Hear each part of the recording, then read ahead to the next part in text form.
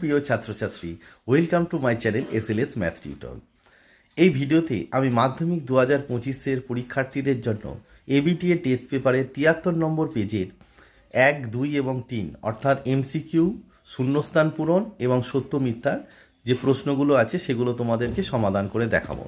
এই প্রশ্নগুলো সমাধান করার জন্য তোমাদের যে সিলেবাস আছে, সিলেবাসে পাটিগণিত, বীজগণিত, পরিমিতি, ত্রিকোণমিতি, জ্যামিতি এবং রাশিবিজ্ঞান যে টপিকগুলো আছে সেই টপিকগুলোর কনসেপ্ট তোমাদের খুব ভালোভাবে আগে জানতে হবে। তাই তোমরা আগে কনসেপ্টগুলো ভালো করে জানবে, মাথায় রাখবে, তৈরি করবে এবং তারপরে এই ভিডিওটা দেখবে অঙ্কগুলো তোমাদের বুঝতে খুব সুবিধা হবে। অঙ্কে মাধ্যমিকে 90% বা তার বেশি পেতে হলে এই শর্ট কোশ্চেন অর্থাৎ 1, 2 এবং 3 এবং 4 এই যে প্রশ্নগুলো আছে এইগুলো সমাধান করা খুবই জরুরি এবং এই সমাধানগুলো করতে গেলে তোমাদের বেসিক কনসেপ্ট খুব ভালো করে জানতে হবে এবং তার যে বিভিন্ন যে সমস্যাগুলো আছে সেগুলো তোমাদের করতে হবে। ABTA এর যে টেস্ট পেপার আছে সেই টেস্ট পেপারের মিনিমাম 10টি পেজ তোমাদের সমাধান করতে হবে। চলো তাহলে 73 নম্বর পেজে 1, 2, 3 নম্বর দাগের যে প্রশ্নগুলো আছে অর্থাৎ MCQ, শূন্যস্থান পূরণ এবং সত্য মিথ্যার যে প্রশ্নগুলো আছে চলো তোমাদের সমাধান করে দেখায়।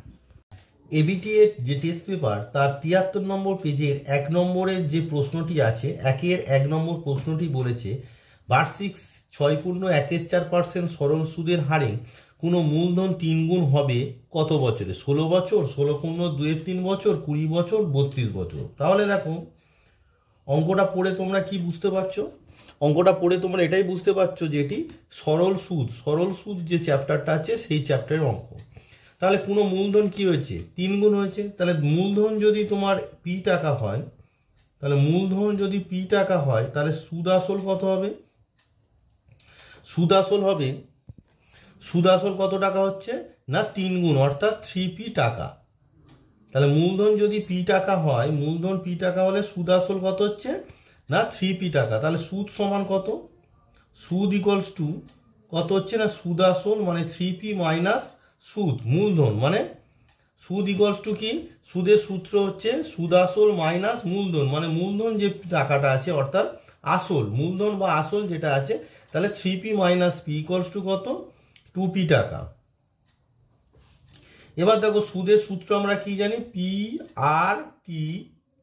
PRT by 100। তাহলে PRT বাই 100 ইকুয়ালস টু কত হচ্ছে? 2P, হুইচ ইমপ্লাই পিটা পি থাকবে। আর আমরা জানি আর মানে কত? দেখো 6 1/4 মানে 4 6 24 একে 25 4 টিটা জানি না বাই 100 ইকুয়ালস টু 2P। তাহলে বোথ সাইড থেকে দেখো পিপি কেটে গেল, দেওয়ার পর আমার দাঁড়াচ্ছে 25/4 into 100 into T equals to 2। এবার দেখো 4 25 100, দেওয়ার পর টি ইকুয়ালস টু কত দাঁড়াচ্ছে? 4 4 16 মানে 2 ইন্টু 16 অর্থাৎ কত দাঁড়ালো? 32। তার মানে আমার আনসারটা কত হবে না 32 বছর। নেক্সট বলছে 2 নম্বরে যদি x proportional to y two the বা 3/2 হয় তবে y প্রপোর্শনাল টু ড্যাশ হবে। দেখো x proportional to y two the বা 3/2, তাহলে x ইকুয়ালস টু কত হবে? k into y two the বা 3/2, যেখানে কি k হচ্ছে ইকুয়ালস টু ভেদ ধ্রুবক, যেখানে kটা কি না ভেদ ধ্রুবক। দেয়ারফর y টু দি বা 3/2 ইকুয়ালস টু কত দাঁড়াচ্ছে? 1/k into x, which imply y equals to কি হবে? এই 3/2টা এই পারে এলে কি হবে না 2/3 হয়ে যাবে, অর্থাৎ 1/k এর মাথায় বসবে 2/3 আর x এর মাথায়ও বসবে 2/3। এবারে দেখো দেওয়ার পর আমি কি লিখতে পারি? y ইকুয়ালস টু এই 1/k হোল টু দি বা 2/3টাকে তোমরা k ধরে নাও, তাহলে x টু দি বা 2/3, যেখানে k1 মানে এই যে 1/k হোল টু দি বা 2/3টাকে আমরা ধরে নিলাম k1, যেখানে k1 ইকুয়ালস টু কি 1/k হোল টু দি বা 2/3। এবার যেহেতু kটা ধ্রুবক তাই এটাও কি হবে? এটিও ধ্রুবক হবে। এবার আমরা কি জানি যে x প্রপোর্শনাল টু y হলে যদি আমরা লিখতে পারি x equals to ky, similarly x equals to ky থাকলে আমরা লিখতে পারি x প্রপোর্শনাল টু y। তাহলে আমাদের কি দাঁড়ালো? যেহেতু y equals to k1 x two the বা 2/3 যেখানে k ধ্রুবক, তাহলে আমাদের দাঁড়ালো y proportional to x two the বা 2/3। তাহলে আমাদের আনসারটা কি হলো না y proportional to x two the বা 2/3 অর্থাৎ অপশন এ। নেক্সট 3 নম্বরে বলছে একটি বৃত্তের কেন্দ্র থেকে 15 সেমি দূরে অবস্থিত একটি জ্যায়ের দৈর্ঘ্য 16 সেমি। ওই বৃত্তের কেন্দ্র থেকে 8 সেমি দূরে অবস্থিত জ্যায়ের দৈর্ঘ্য কত হবে? তাহলে দেখো আমি একটা বৃত্ত এঁকেছি। তাহলে বৃত্তের কেন্দ্র থেকে 15 সেমি, অর্থাৎ বৃত্তের কেন্দ্র ও থেকে 15 সেমি দূরে অবস্থিত জ্যা পিকিউ, যার দৈর্ঘ্য হচ্ছে 16 সেমি, অর্থাৎ পিকিউ ইকুয়ালস টু কত? 16 সেমি। এবার কেন্দ্র ও থেকে পিকিউ জ্যায়ের দূরত্ব কত? ও আর। ও আর সমান কত? ও আর সমান তোমার দেওয়া আছে 15 সেমি। এবার দেখো একটা উপপাদ্য আছে। এবার 32 নম্বর তোমাদের যে উপপাদ্যটি আছে, 32 নম্বর উপপাদ্যে কি বলছে না, ব্যাস নয় এরূপ কোনো জ্যায়ের উপর বৃত্তের কেন্দ্র থেকে লম্ব অঙ্কন করলে লম্বটি জ্যাকে কি করে? সমদ্বিখণ্ডিত করে। তাহলে পিকিউটা কি? ব্যাস নয় এরূপ একটি জ্যা, কেন্দ্র থেকে তার উপর ও আর লম্ব। তাহলে ও আরটা কি করছে? পিকিউকে সমদ্বিখণ্ডিত করছে, অর্থাৎ PR equals to Q R. PR equals to Q R equals to কত হবে? Equals to half of PQ, কারণ সমদ্বিখণ্ডিত করেছে পিকিউকে। তাহলে হাফ অফ পিকিউ এর দৈর্ঘ্য কত? পিকিউ এর দৈর্ঘ্য তোমার 16, তার মানে হাফ অফ 16 ইকুয়ালস টু 8। তার মানে PR equals to Q R equals to কি দাঁড়ালো? 8 সেমি। এবার দেখো ও কিউ যুক্ত করে দাও। ও কিউটা তাহলে কি হয়ে গেল? ও কিউটা হয়ে গেল বৃত্তের ব্যাসার্ধ। তার মানে ও কিউ ইকুয়ালস টু কি দাঁড়ালো না, আমরা জানি ও কিউ মানে হচ্ছে অতিভুজ। অতিভুজ সমান রুট আন্ডার লম্ব স্কোয়ার। লম্ব কত? ও আর। লম্ব স্কোয়ার প্লাস ভূমি স্কোয়ার। ভূমি কত? Q R square. তাহলে ইকুয়ালস টু কি দাঁড়ালো? রুট আন্ডার ও আর। ও আর মানে কত? দেখো ও আর মানে হচ্ছে 15, তার মানে 15 স্কোয়ার প্লাস কিউ আর মানে কত? কিউ আর মানে হচ্ছে 8, তার মানে 15 square plus 8 square equals two 15 square হচ্ছে 225 আর 8 স্কোয়ার হচ্ছে 64। তার মানে তোমার দাঁড়ালো এটা রুট আন্ডার 289। দেয়ারপর তোমরা ও কিউ ইকুয়ালস টু, অর্থাৎ বৃত্তের ব্যাসার্ধ ইকুয়ালস টু 289, রুট আন্ডার 289 মানে হচ্ছে 17 সেমি। রুট আন্ডার 17 স্কোয়ার হচ্ছে 289, তার মানে রুট আন্ডার 289 মানে কত দাঁড়ালো? 17। তার মানে আমরা ও কিউ অর্থাৎ বৃত্তের ব্যাসার্ধ পেয়ে গেলাম। এবার ওই বৃত্তে আরেকটি জ্যা আমি আঁকবো, যে জ্যাটি হচ্ছে দেখো কেন্দ্র থেকে 8 সেমি দূরে অবস্থিত। তার মানে আরেকটি জ্যা এবি, ধরো একটি জ্যা আঁকলাম যেটি কেন্দ্র থেকে 8 সেমি দূরে অবস্থিত। তার মানে কেন্দ্র ও থেকে এবি জ্যায়ের উপর যদি সি লম্ব টানো, তাহলে ওসি সমান কত দাঁড়াচ্ছে?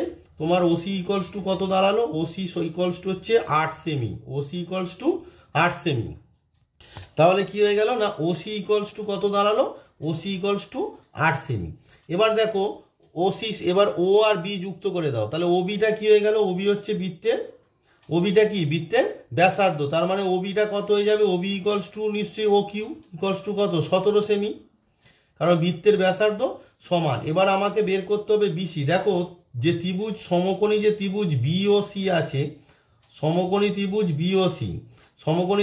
বিওসি এর তুমি কি পেয়ে গেছো? ওসি পেয়ে গেছো। OC equals to 8 semi.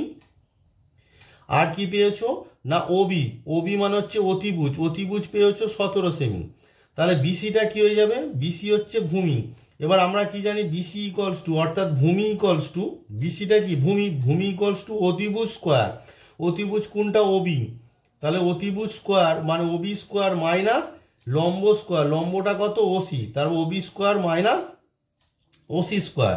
তাহলে equals to root under OB square. OB মানে কত আছে? 17, তার মানে 17 স্কোয়ার মাইনাস ওসি মানে কত? 8 স্কোয়ার ইকুয়ালস টু 17 স্কোয়ার কত? 289 মাইনাস 8 স্কোয়ার মানে 64। তার মানে আমার দাঁড়ালো কত? রুট আন্ডার 289 থেকে 64 মাইনাস করলে দাঁড়াচ্ছে 225। Root under 225। 15 স্কোয়ার হচ্ছে 225, তাই ইকুয়ালস টু কত হলো? 15। দেয়ারপর বিসি ইকুয়ালস টু আমার কি দাঁড়ালো? বিসি ইকুয়ালস টু দাঁড়ালো 15। বিসি যদি 15 হয়, তার মানে জ্যা কি ছিল? জ্যাটি ছিল এবি। দেয়ারপর এবি ইকুয়ালস টু কি হবে? একই সূত্র, যে কেন্দ্র থেকে এবি জ্যায়ের উপর লম্ব অঙ্কন করলে জ্যাটিকে কি করে? সমদ্বিখণ্ডিত করে। অর্থাৎ এবি ইকুয়ালস টু কি আছে? AB equals to AC plus BC, তাই তো? এবার যেহেতু সমদ্বিখণ্ডিত করে, এসি মানে কি? এসি মানে বিসি। তাহলে BC plus BC equals to 2 BC equals to 2BC, তাহলে equals to 2 into 15 equals to কত দাঁড়ালো 30 সেমি। তাহলে আমার এবি জ্যায়ের যে দৈর্ঘ্য কত দাঁড়ালো 30 সেমি, তার মানে আমার আনসারটা হলো 30। এই যে অঙ্কটা করালাম এটা তোমাদের মার্কস 2-এও আসতে পারে, তাই তোমরা একটু ভালো করে লিখে বুঝে করবে, ওই জন্য অঙ্কটা তোমাদের ভালো করে বুঝিয়ে করালাম। এটা মাল্টিপল চয়েস কোশ্চেন হলেও তোমাদের বোঝানোর জন্য এতটা লিখলাম। পরবর্তী যে প্রশ্নটি 4 নম্বরে বলেছে, একটি লম্ববৃত্তাকার শঙ্কুর শীর্ষকোণ 60 ডিগ্রি এবং ভূমির ব্যাসার্ধ 14 সেমি হলে শঙ্কুটির বক্রতলের ক্ষেত্রফল কত? দেখো একটি শঙ্কু এঁকেছি, সেই শঙ্কুর শীর্ষকোণ অর্থাৎ এই যে কোণটা শীর্ষে যে কোণটা হয় সেটাকে বলা হয় শীর্ষকোণ, কত 60 ডিগ্রি। এবারে শীর্ষটা আমি ধরেছি এ, এবার কেন্দ্র মানে শীর্ষ থেকে ভূমির উপর যদি লম্ব টানি সেটিকে আমি নাম দিলাম ও। তাহলে এই যে ও থেকে এ থেকে যে টাচিং বিন্দুটা এ বি হচ্ছে কি তির্যক উচ্চতা, তার মানে আমাকে কি বলেছে না বক্রতলের ক্ষেত্রফল। বক্রতলের ক্ষেত্রফলের সূত্র কি পাই আর এল। পায়ের মান আমরা জানি 22/7, আর কি ব্যাসার্ধ, আর এলটা কি এল হচ্ছে তির্যক উচ্চতা। এখানে ছবিতে আমরা দেখতে পাচ্ছি তির্যক উচ্চতা কি এ বি। এবার আমার কি দেওয়া আছে দেখো, তোমার গোটা কোণটা বলেছে শীর্ষ কোণটা 60 ডিগ্রি, তার মানে শীর্ষ থেকে ভূমির উপর লম্ব টানলে সেটি কি করে শীর্ষকোণকে সমদ্বিখণ্ডিত করে, তাহলে যে কোণটা হবে সেটি কত হবে 30 ডিগ্রি, অর্থাৎ অ্যাঙ্গেল ও এ বি, এই যে অ্যাঙ্গেলটা কত হবে, এই যে অ্যাঙ্গেলটা হবে তোমার 30 ডিগ্রি। তাহলে আমরা লিখে নিয়েছি কি না ও angle O A B equals to 30 degree. এবার দেখো ওবি, ওবিটা কি, ওবিটা হচ্ছে তোমার শঙ্কুর ভূমির ব্যাসার্ধ, তাহলে ওবি সমান কত লিখলাম 14 সেমি। এবার এই যে সমকোণী ত্রিভুজ এ ও বি আছে, এই সমকোণী ত্রিভুজ এ ও বি এর তির্যক উচ্চতা এল, এলটা মানে কি তির্যক উচ্চতা এল ইকুয়ালস টু কত হবে অ্যাকচুয়ালি এ বি, তার মানে আমাকে কি করতে হবে এবির মান বের করতে হবে। এবার এবিটাই সমকোণী ত্রিভুজের কি অতিভুজ। এবার আমরা মান কার জানি, আমরা মানটা জানি ওবি, তার মানে আমরা কার মান জানি ওবি বাই যার মান জানি না কত এবির মান জানি না। এবার এই যে ত্রিভুজের 30 ডিগ্রি যে কোণটা হয়েছে ও এ বি, তার অপোজিটে যেটা থাকবে ওবিটা, ওবি তার মানে কি হয়ে যাবে ওবি তখন মানে যে কোণটা হয় তার অপোজিট যে সাইড হয় তাকে বলা হয় লম্ব। ত্রিকোণমিতিতে যে কোণ থাকে সেই কোণের অপোজিট যে বাহুটা থাকে সেটিকে আমরা লম্ব ধরি, তার মানে ওবিটা কি হয়ে গেল ওবিটা হয়ে গেল লম্ব, আর এবিটা কি এবি হচ্ছে অতিভুজ, তার মানে লম্ব বাই অতিভুজ। এবার লম্ব বাই অতিভুজ ত্রিকোণমিতির কোন অনুপাত হয়, লম্ব বাই অতিভুজ হচ্ছে সাইন হয়, তাই তো লম্ব বাই অতিভুজ কি হয় ত্রিকোণমিতির সাইন হয়, তাহলে সাইন 30 ডিগ্রি। তার মানে আমার কি দাঁড়ালো OB by AB equals to sine 30 degree. এবার ওবির মান আমরা জানি, ওবি কত আছে, ওবি তোমার আছে 14, ওবি আছে 14, এবি আমরা জানি না, আর সাইন 30 ডিগ্রি, সাইন 30 ডিগ্রির মান কত হাফ। দেওয়ার পর আমরা কি পেলাম, দেওয়ার পর আমরা পেলাম এবি ইকুয়ালস টু কত 14 দুগুণে কত 28, তার মানে এবি আমরা পেয়ে গেলাম 28। দেওয়ার পর আমরা কি পেলাম শঙ্কুটির বক্রতলের ক্ষেত্রফল, কি সূত্র বলো, সূত্রটা হচ্ছে পাই আর এল। পাই মানে কত, পাই মানে হচ্ছে 22/7, আর মানে কত ব্যাসার্ধ, ব্যাসার্ধ ওবি কত দেওয়া আছে ভূমির ব্যাসার্ধ দেওয়া আছে 14, আর তির্যক উচ্চতা কত এবি, দেখো এবি হচ্ছে তির্যক উচ্চতা মানে হচ্ছে 28 বর্গ সেমি। তাহলে দেখো 7 দিয়ে যদি আমরা কাটি তাহলে 4 7 কত হচ্ছে 28, তার মানে আমার দাঁড়ালো কত 22 পড়ে আছে, আর ইন্টু 4 14 কত 56 বর্গ সেমি। তাহলে 56কে কত না 22 দিয়ে গুণ করতে হবে, গুণ করে বেলো 6 দুগুণে 12, 2 হাতে 1, 5 দুগুণে 10 আর 6 দুগুণে 12, 12 10 22 আর 1 23 3 হাতে 2, 5 দুগুণে 10 দিয়ে 12, তার মানে আমার দাঁড়ালো কত আনসারটা 1232 বর্গ সেমি। তার মানে শঙ্কুটির বক্রতলের ক্ষেত্রফল আমার কি হলো 1232 বর্গ সেমি, অর্থাৎ তোমাদের অপশন বি হলো আনসার। নেক্সট বলছে 5 নম্বরে বলছে কোনো বৃত্তের 44 সেমি দীর্ঘ একটি চাপ বৃত্তের কেন্দ্রে 45 ডিগ্রি কোণ উৎপন্ন করলে বৃত্তের ব্যাসার্ধ কত হবে। দেখো আমরা ত্রিকোণমিতির যে প্রথম চ্যাপ্টার যেটা কোণ পরিমাপের চ্যাপ্টার ছিল সেখানে আমরা শিখেছি, ধরো একটা বৃত্ত আছে, তা বৃত্তের কেন্দ্র ধরো ও, এবার ধরো একটা চাপ ধরো তুমি ধরো ও এবি একটা চাপ, সাপোজ ধরো এবি একটা চাপ, তাহলে এবি চাপটা কি করছে কেন্দ্রে যদি থিটা কোণ করে, তাহলে এবি চাপের দৈর্ঘ্য যদি এস হয় তাহলে কেন্দ্রে যদি ধরো থিটা কোণ করে আর কি, এই কোণটা যদি থিটা হয় তাহলে আমরা কি জানি না আমরা জানি হচ্ছে তোমার S equals to R theta. S equals to কি আর থিটা। ভালো করে বোঝো। ধরো সাপোজ মানে আমি জাস্ট এটাকে তোমাদের বোঝানোর জন্য এঁকেছি যে কোনো বৃত্তের একটা বৃত্তচাপ কেন্দ্রে যদি থিটা কোণ করে, বৃত্তচাপটা কি দৈর্ঘ্যগত যদি এস হয়, বৃত্তের কেন্দ্রে যদি থিটা কোণ করে আর বৃত্তের ব্যাসার্ধ যদি আর হয়, তাহলে আমাদের কি দাঁড়ায় এস ইকুয়ালস টু কি দাঁড়ায় না আর থিটা। তাহলে দেখো এখানে তোমার এস কত আছে, এস ইকুয়ালস টু তোমার আছে হচ্ছে 44 44। আর আমরা কি জানি না। আর থিটাটা সবসময় রেডিয়ানে মাপা হয়, সেই জন্য 45 ডিগ্রি ইকুয়ালস টু এটাকে রেডিয়ানে করলে কত হবে পাই বাই 4 হলো। দেয়ারফোর আমরা যে S equals to R theta যে সূত্র আছে, S equals to R theta যে সূত্র আছে, সেই সূত্রে যদি আমরা বসিয়ে দিই এস এর জায়গায় কত বসবে, এস এর জায়গায় বসবে 44। আর আমরা কি জানি না। আর থিটা মানে হচ্ছে পাই/4। দেয়ারফোর আর ইকুয়ালস টু আমরা কি পেলাম, আর ইকুয়ালস টু কত পাচ্ছি দেখো 44 এর সঙ্গে 4 মাল্টিপ্লাই হবে, তাহলে 44 ইন্টু 4 ডিভাইডেড বাই পাই। এখানে এবার পায়ের মানটা আমাদের বসবে 22/7, তাহলে 44 ইন্টু 4 বাই হচ্ছে 22/7।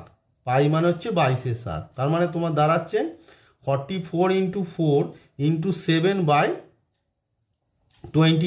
তাহলে 22 দুগুণে 44, তার মানে দাঁড়ালো 4 দুগুণে 8, 7 8 56। তাহলে বৃত্তের তোমাদের যে চেয়েছিল বৃত্তের ব্যাসার্ধের দৈর্ঘ্য কত দাঁড়ালো না, বৃত্তের ব্যাসার্ধ দাঁড়ালো 56 সেমি।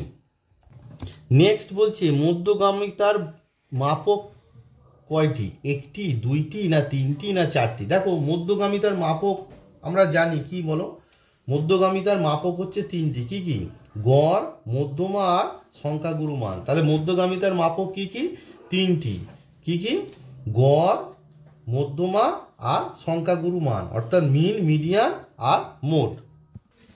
তাহলে দেখো মধ্যগামিতার মাপক তিনটি কি কি, গড় হচ্ছে মিন, মধ্যমা ইংরাজি হচ্ছে মিডিয়ান, আর সংখ্যাগুরু মান হচ্ছে মোড। তাহলে মিন, মিডিয়ান, মোড হলো মধ্যগামিতার মাপক। তাহলে মধ্যগামিতার মাপক কটি হলো, আনসার আমাদের দাঁড়ালো তিনটি। এবারে 2 দাগের 1 নম্বর প্রশ্ন বলছে কোনো মূলধন বার্ষিক শতকরা একই সুদের হারে ড্যাশ বছরে সরল সুদ ও চক্রবৃদ্ধি সুদের পরিমাণ সমান হয়। দেখো সরল সুদ আর চক্রবৃদ্ধি সুদের মধ্যে পার্থক্য কি, সরল সুদে সেটা আগে জানতে হবে। সরল সুদে কি আসলটা অপরিবর্তিত থাকে, তাই তো, সরল সুদে আসলটা কি হয় অপরিবর্তিত থাকে। আর চক্রবৃদ্ধি সুদে কি হয়, আসল পরিবর্তিত হয়।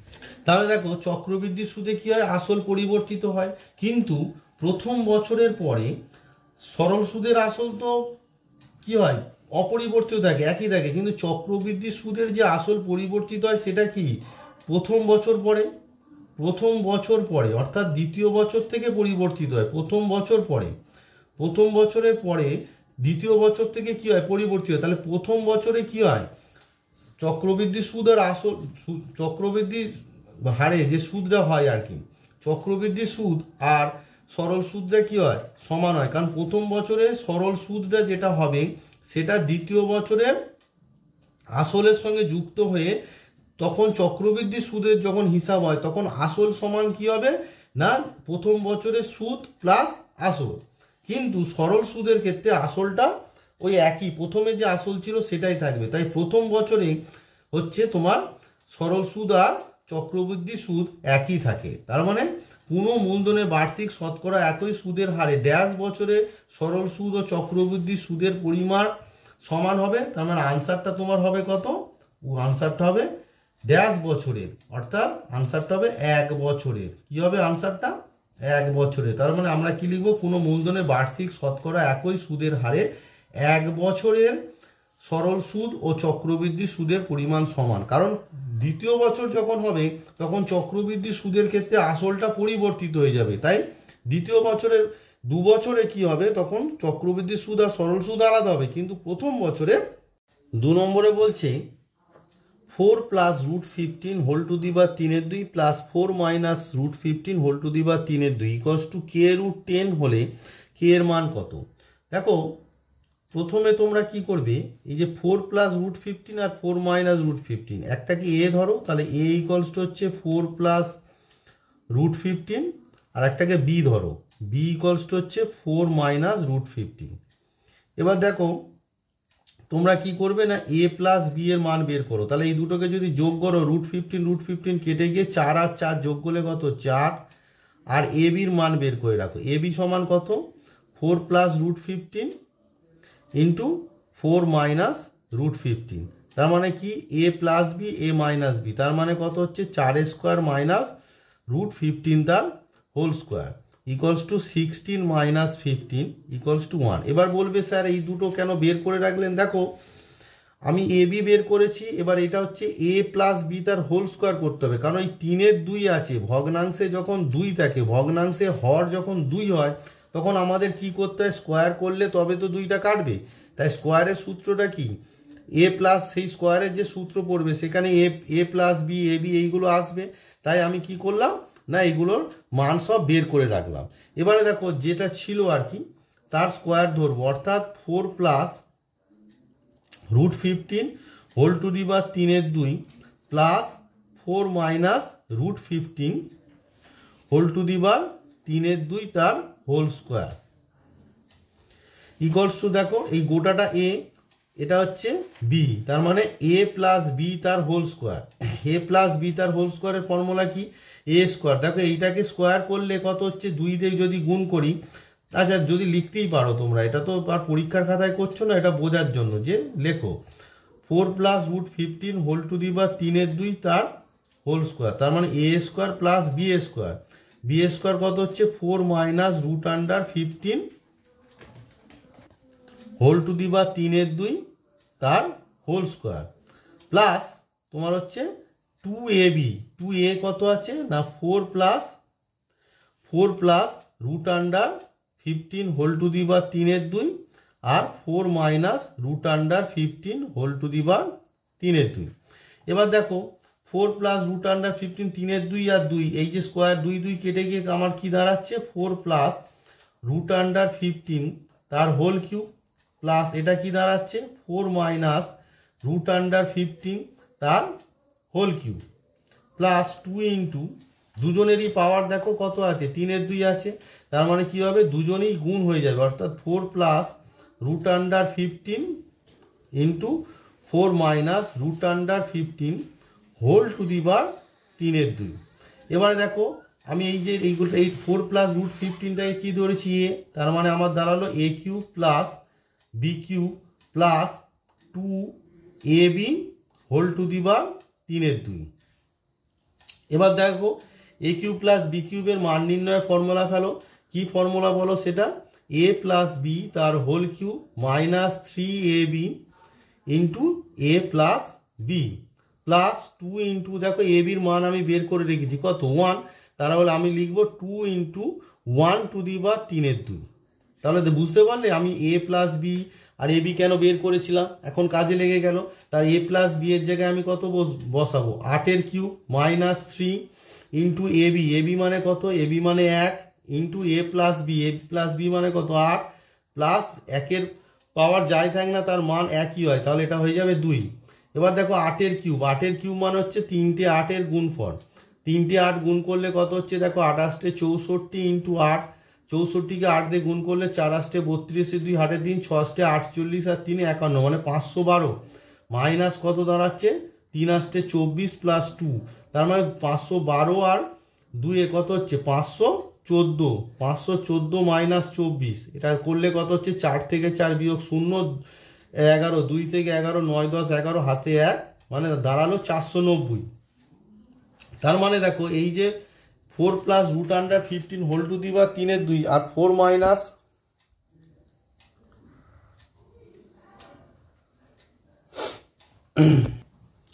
তাহলে দেখো এই যে স্কোয়ারটা যেটা ছিল তার মান বেরিয়েছে 490, তার মানে এই যে স্কোয়ারটাকে যদি আমরা তুলে দিই তার মানে এটা কত হয়ে যাবে √490।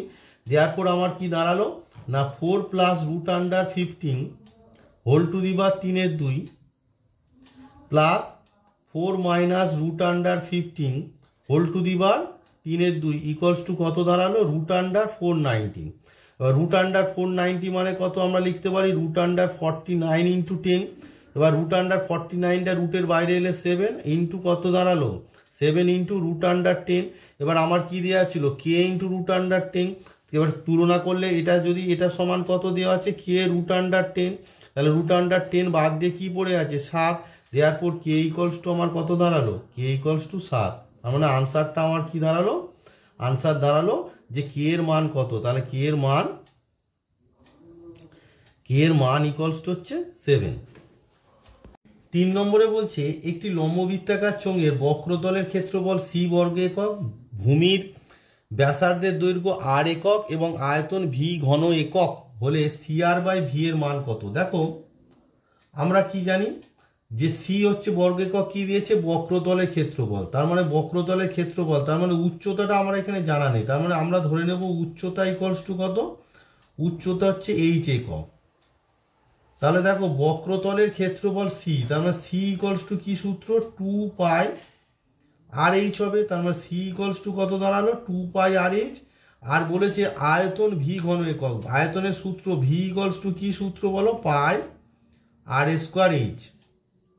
দেওয়ার তার মানে আমরা ভি আর সি এর মান পেয়ে গেলাম, সি সমান 2 pi R H R V সমান পাই আর স্কোয়ার এইচ। তাহলে তোমাকে বলেছে যে C R by V, C R তাহলে সি আর মানে 2 pi R H into R by V, V মানে কত পাই আর স্কোয়ার এইচ। তাহলে আমার কি দাঁড়ালো 2 ইন্টু পাই, ওপরে দেখো আর আর আর গুণ করলে R square H divided by pi R square H. তার মানে পাই পাই কেটে গেল, আর স্কোয়ার কেটে গেল, এইচ এইচ কেটে গেল, তার মানে আমার আনসারটা দাঁড়ালো 2। তাহলে আমরা আনসারে কি লিখবো 2। তার মানে C R by V equals to আমার দাঁড়ালো 2। নেক্সট 4 নম্বরে বলছে 4 সেমি ব্যাসার্ধের একটি বৃত্তের ব্যাস পি কিউ এবং পি আর কিউ অর্ধবৃত্তস্থ কোণ, তাহলে কিউ আর সমান কত 2√7 বলেছে, তাহলে পি আর এর মান কত। তাহলে আমরা কি করব প্রথমে একটা বৃত্ত এঁকে নেব, কারণ দেখো এই ধরনের জ্যামিতির প্রশ্ন থাকলে ছবি আঁকলে সুবিধা হয়। পি কিউটা কি বলেছে ব্যাস, তার মানে পি কিউ ব্যাস যেটা ধরো কেন্দ্র ও দিয়ে যাচ্ছে, তাহলে পি কিউ লাগবে না ও, তবু আমি করলাম যে পি কিউ ব্যাস।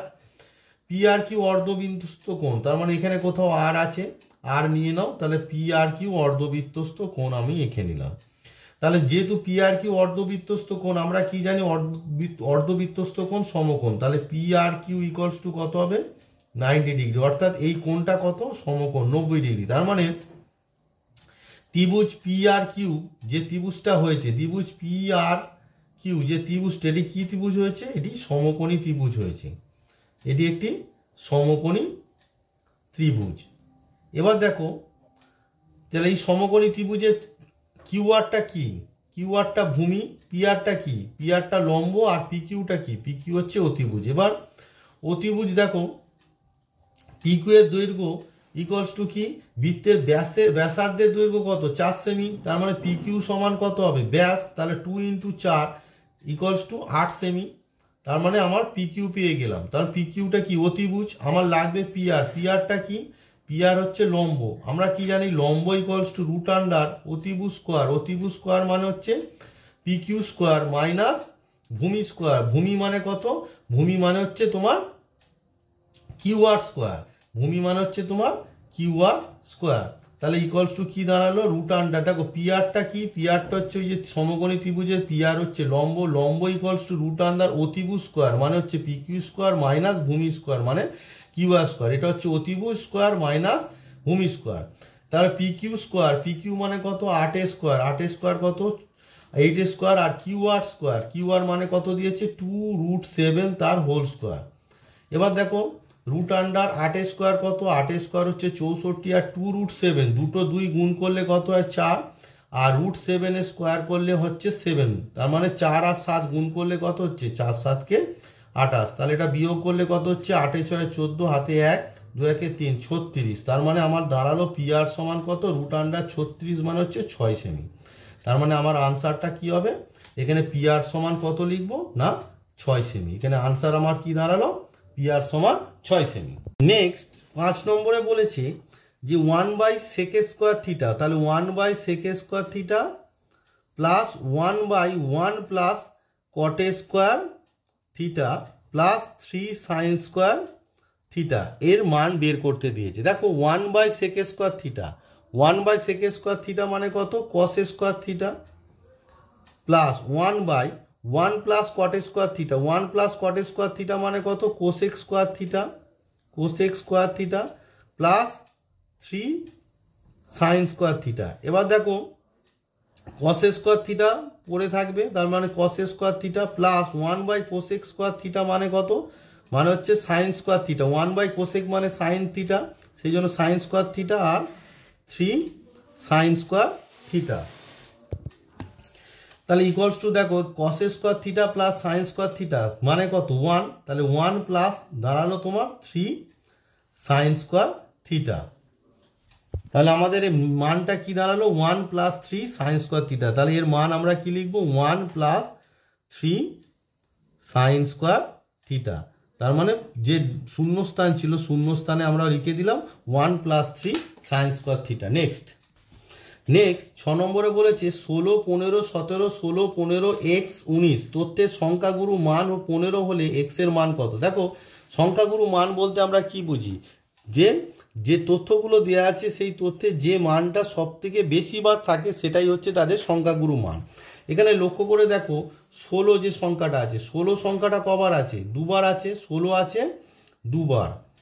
এবার দেখো 15 যে সংখ্যাটা আছে, 15 সংখ্যাটা আছে কবার, দুবার। আর 17 যে সংখ্যাটা আছে, 17 সংখ্যাটা কবার আছে, দেখো 17 সংখ্যাটা আছে একবার। কিন্তু এই আর 19 যে সংখ্যাটা আছে, 19 যে সংখ্যাটা, 19 সংখ্যাটা কবার আছে, দেখো এখানে 19 আছে একবার।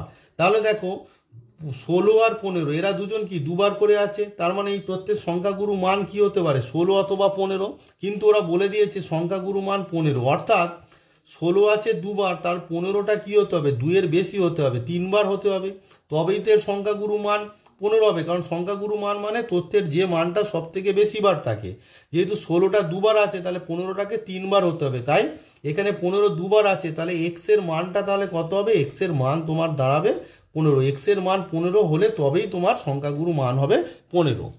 নেক্সট 3 নম্বর দাগের সত্য মিথ্যা যে প্রশ্নগুলো আছে তার প্রথম যে প্রশ্নটি বলছে অংশীদাররা নিজেদের মূলধন যদি সমান সময় ধরে ব্যবসায় নিয়োজিত করে তবে তাকে মিশ্র অংশীদারি কারবার বলে। কিন্তু আমরা জানি যে মিশ্র অংশীদারি কারবার কাকে বলে, সমান নয় বিভিন্ন সময় ধরে, কি সমান নয় বিভিন্ন সময় ধরে, কি না বিভিন্ন সময় ধরে ব্যবসায় নিয়োজিত করে তাকে মিশ্র অংশীদারি কারবার। আর সমান সময় ধরে ব্যবসায় নিয়োজিত, সমান সময় ধরে ব্যবসায় নিয়োজিত করে তখন তাকে বলা হয় সরল, মিশ্র নয়, তখন তাকে কি বলা হয় সরল অংশীদারি কারবার। কি বলা হয় সরল অংশীদারি কারবার। তাহলে আমাদের কাছে যে প্রশ্নটি আছে এটি কি হবে, মিথ্যা হবে। সমান যখন হয় তখন মিশ্র হয় না, কি হয় সরল হয়। তাহলে প্রদত্ত যে প্রশ্নটি আছে এর উত্তর কি হবে, এর উত্তর হবে যে প্রশ্ন যেটা দেওয়া আছে এটা মিথ্যা। নেক্সট 2 নম্বরে বলছে 3টি বাস্তব সংখ্যা এবিসি ক্রমিক সমানুপাতি হলে মধ্য সমানুপাতি বি এর মান অসংখ্যাত হবে যখন এ ও সি বিপরীত চিহ্নযুক্ত। দেখো আমরা মধ্য সমানুপাতি বি এর মান কি, বি এর মান হচ্ছে √এসি, ঠিক আছে।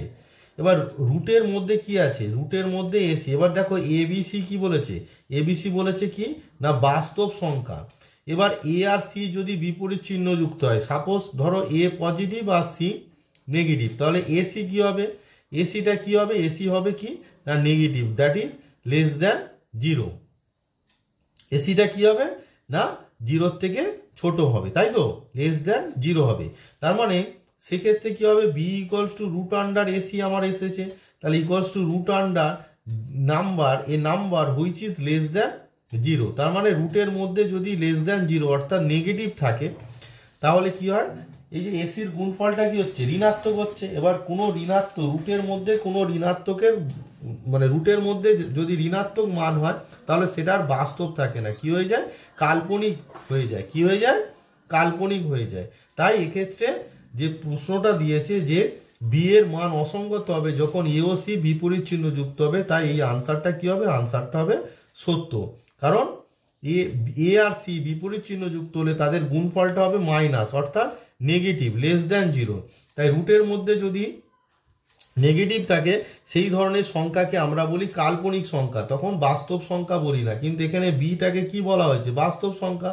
তাহলে মধ্য সমানুপাতি বি এর মান অসংগত, তাই না? কারণ বাস্তব তো হচ্ছে না। তাই এই যে তথ্যটা দিয়ে, এই যে প্রশ্নটা দেওয়া আছে, যে স্টেটমেন্টটা আছে, সেই স্টেটমেন্টটা কি সত্য। 3 নম্বরে বলছে এবিসিডি বৃত্তস্থ চতুর্ভুজ যার এবি হচ্ছে বৃত্তের ব্যাস, কোণ এডিসি 120 ডিগ্রি হলে কোণ বিএসি এর মান হবে 40 ডিগ্রি। এটি সত্য না মিথ্যা বলতে বলেছে।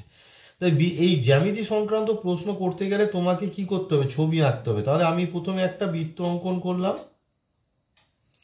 এই বৃত্তের বলেছে এবি ব্যাস, তার মানে আমি এবি ব্যাস এঁকে নিলাম। This is the diameter of this circle, অর্থাৎ এবি হচ্ছে ব্যাস। এবার বলেছে এ বি সি ডি বৃত্তস্থ চতুর্ভুজ, তাহলে এ বি সি কোথাও এখানে হবে, তাহলে এখানে সি দাও নাও, আর এখানে কোথাও ডি আছে, তাহলে ডি নাম দিয়ে দাও। এবার যোগ করে দাও বিসি সিডি আর এডি, তাহলে আমার কি দাঁড়ালো? এটা হচ্ছে এবিসিডি একটা বৃত্তস্থ চতুর্ভুজ পেলাম, যার কোণ এডিসি, অর্থাৎ এই কোণটা বলেছে 120 ডিগ্রি। এবার দেখো বৃত্তস্থ চতুর্ভুজের বিপরীত কোণগুলি কি? সম্পূরক। তাহলে এই কোণ এডিসি যদি, মানে কোণ এডিসি প্লাস কোণ এবিসি, কোণ এবিসি সমান সম্পূরক। তো বৃত্তস্থ চতুর্ভুজের বিপরীত কোণগুলো সম্পূরক, এরা বিপরীত কোণ সম্পূরক। দেওয়ার পর এডিসির মান আমরা জানি দেওয়া আছে কত? 120 ডিগ্রি প্লাস কোণ এবিসি, কোণ এবিসি ইকুয়ালস টু 180 ডিগ্রি। দেওয়ার পর আমার কি দাঁড়ালো? কোণ এবিসি সমান 180 থেকে 20 বাদ দিলে কত দাঁড়াচ্ছে? 60 ডিগ্রি। তাহলে এই কোণটা আমার কত হলো? 60 ডিগ্রি। এবার তোমাকে বলেছে বিএসি, বিএসি, তাহলে কি করতে হবে? এটাকে যুক্ত করে দিতে হবে। দেখো বিএসি কোণটা হলো। এবার দেখো অ্যাঙ্গেল, এবার লক্ষ্য করো অ্যাঙ্গেল এ সি বি, এটা কি কোণ? না এবিটা বৃত্তের ব্যাস, তাহলে এবি যদি বৃত্তের ব্যাস হয় তাহলে এসিবিটা কি হবে? এসিবি হচ্ছে অর্ধবৃত্তস্থ কোণ, আর আমরা কি জানি অর্ধবৃত্তস্থ কোণ সমকোণ। তাহলে এসিবি সমান কত দাঁড়ালো? 90 ডিগ্রি। এবার দেখো ত্রিভুজ, এবার দেখো লক্ষ্য করো যে ত্রিভুজ আছে একটা, ত্রিভুজ এ বি সি, ত্রিভুজ এ বি সি, এই ত্রিভুজটা কি? সমকোণী ত্রিভুজ। তাহলে ত্রিভুজ এ বি সি এর তুমি কি পেলে?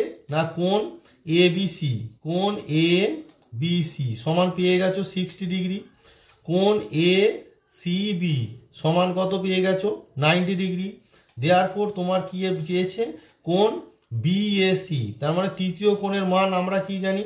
তিনটি কোণের সমষ্টি 180 ডিগ্রি। তাহলে 180 ডিগ্রি মাইনাস এই 60 ডিগ্রি আর 90 ডিগ্রি, এই দুটো কোণের সমষ্টি মাইনাস করলে আমার দাঁড়াচ্ছে কত? না 180 ডিগ্রি মাইনাস 60 আর 90 মানে হচ্ছে 150 ডিগ্রি, ইকুয়ালস টু কত দাঁড়ালো? 30 ডিগ্রি। তাহলে আমার কোণ বিএসি এর মান কত দাঁড়ালো? 30 ডিগ্রি। কিন্তু ওরা কত বলেছে? 40 ডিগ্রি। তাই প্রদত্ত যে প্রশ্ন, যে তথ্য, মানে যে স্টেটমেন্টটা আছে সেটি কি হবে? মিথ্যা। প্রদত্ত স্টেটমেন্টটা কি হবে? না মিথ্যা। তাহলে আমাদের আনসারটা কি দাঁড়ালো? প্রদত্ত যে স্টেটমেন্টটা আছে সেটি মিথ্যা। নেক্সট 4 নম্বরে বলছে একটি অর্ধগোলকের ঘনফল ভি এবং ব্যাসার্ধ আর হলে আর সমান √3v/2π। দেখো আমি তাহলে ক্যালকুলেশন করি।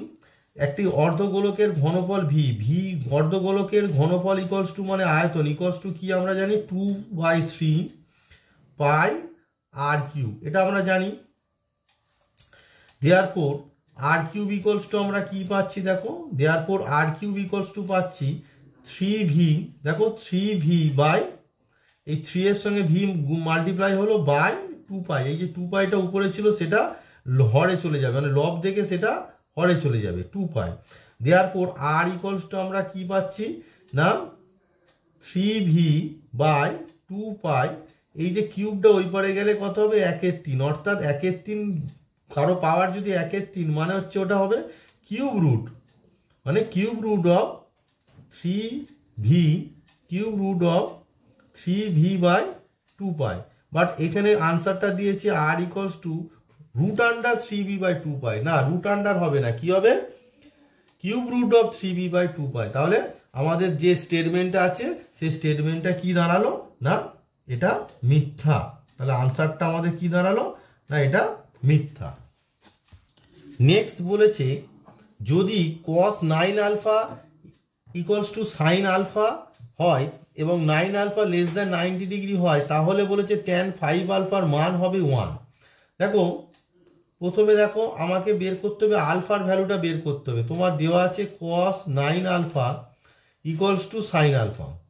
এবার তা এদিকে কি আছে, cos আছে, তাহলে সাইন আলফাটাকে আমরা কি লিখতে পারি, cos 90 ডিগ্রি মাইনাস আলফা লিখতে পারি তো, যে cos 90 ডিগ্রি মানে আলফা মানে সাইন আলফা। তাহলে দেখো এখানে cos 9 আলফা সমান কি দাঁড়ালো, cos 90 ডিগ্রি মাইনাস আলফা। তাহলে 9 আলফা ইকুয়ালস টু আমার দাঁড়ালো 90 degree minus alpha. Therefore 9 alpha plus alpha equals to 90 degree. Therefore 9 alpha plus alpha মানে হচ্ছে 10 alpha equals to 90 degree. Therefore আমরা কি পেলাম, আলফা ইকুয়ালস টু কত পাচ্ছি না 90 degree by 10 equals to 9 degree. Therefore তোমায় বলেছে tan 5 alpha, therefore tan 5 alpha equals to tan 5 আলফার মান বসিয়ে দাও, tan 5 into 9 degree equals to কি দাঁড়ালো না tan 45 ডিগ্রি, আর tan 45 ডিগ্রির মান 1। তার মানে আমাদের যে স্টেটমেন্টটা দেওয়া ছিল সেটি কি হয়ে গেল, সত্য। সেই স্টেটমেন্টটা কি হলো না, প্রদত্ত যে স্টেটমেন্টটা আছে সেটি সত্য, আনসার। নেক্সট বলছে একটি খেলায় 5, 6, 7, 8, 9, 10, 11, 12, 13, 14, 15 নম্বর পাওয়া গেল। নম্বরের গড় হলো 10। তার মানে গড় মানে কি আমরা জানি, যে নাম্বারগুলো দেওয়া আছে, যে মানগুলো দেওয়া আছে, তথ্যে যে মানগুলো দেওয়া আছে সেই মানের সমষ্টি, মানে এই যে মানগুলো আছে 7, 8, 9, 10, 10 plus 11 plus 12 plus 13 plus 14 plus 15 whole divided by কটা টার্ম আছে দেখো, 1, 2, 3, 4, 5, 6, 7, 8, 9, 10, 11। তাহলে মোট টার্ম আছে কটি, 11টি টার্ম আছে। তাহলে ডিভাইডেড বাই 11। গড় মানে হচ্ছে যে মানগুলো দেওয়া আছে, তথ্যে যে মানগুলো দেওয়া আছে সেই মানের সমষ্টি বাই যে কটি তথ্য দেওয়া আছে তথ্যে, তাহলে কটি মোট মান আছে, মানের সমষ্টি বাই মানের সংখ্যা। মানের সংখ্যা কত দেখো, 1, 2, 3, 4, 5, 6, 7, 8, 9, 10, 11। এবারে দেখো এই সংখ্যাগুলো যোগ করলে কত হচ্ছে, দেখো 5 এ 6 যোগ করলে কত, 5 এ 6 11, 11 আর সাথে কত হচ্ছে, 11 সাথে 18, 18 8 26, 26 9 35, 35 10 45, 45 11 56, 56 12 68, 68 আর 13 81, 81 আর 14 95, 95 আর 15 হচ্ছে তোমার 110। তার মানে যোগফলটা কত হলো, 110 বাই 11। তাহলে 11 দিয়ে এটা কাটলে কত হলো, 10। তার মানে আমাদের যে স্টেটমেন্টটা দেওয়া আছে এটি কি হলো, সত্য হয়ে গেল। গড় মান বলেছিল 10 আর আমাদের গড় কত বেরোলো, 10। তার মানে প্রদত্ত যে স্টেটমেন্টটা ছিল সেটি কি হলো না, সেই স্টেটমেন্টটা হলো সত্য। স্টেটমেন্টটা কি হলো, স্টেটমেন্টটা সত্য হলো। 73 নম্বর পেজের 1, 2, 3 নম্বর দাগের আমি প্রশ্নগুলো এই ভিডিওতে সমাধান করে দেখালাম। আমার পরবর্তী ভিডিওতে তোমাদের 4 নম্বর অর্থাৎ 2 নম্বরের যে প্রশ্নগুলো পড়ে সেই প্রশ্নগুলো সমাধান করে দেখাবো। ভিডিওটি ভালো লাগলে আমার চ্যানেলটিকে তোমরা সাবস্ক্রাইব করে রাখবে।